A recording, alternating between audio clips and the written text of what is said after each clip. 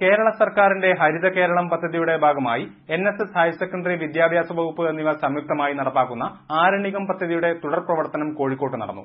Institute of drivers research training ക്യാമ്പിൽ 500 വൃക്ഷത്തൈകൾ വെച്ചുപിടിപ്പിച്ചുകൊണ്ട് RTO Sasidharan Nair പരിപാടിയുടെ ഉദ്ഘാടനം നിർവഹിച്ചു.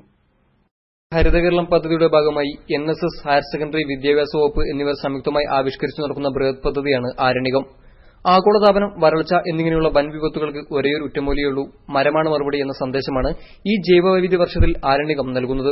പരിപാടിയുടെ ആദ്യഘട്ട പ്രവർത്തനവും സംസ്ഥാനതല ഉദ്ഘാടനവും ബാലുശ്ശേരി നിയോജകമണ്ഡലം MLA AK ശശീന്ദ്രൻ നിർവഹിച്ചിരുന്നു. ആരണ്യകം പരിപാടിയുടെ തുടർ പ്രവർത്തനം Kozhikode institute of drivers research and training ക്യാമ്പിൽ 500 വൃക്ഷത്തൈകൾ നട്ടുപിടിപ്പിച്ചുകൊണ്ട് കോഴിക്കോട് RTO ശശിധരൻ നായർ ഉദ്ഘാടനം ചെയ്തു. പരിപാടിയിൽ NSS district convener TP Muhammad Basheer അധ്യക്ഷനായിരുന്നു.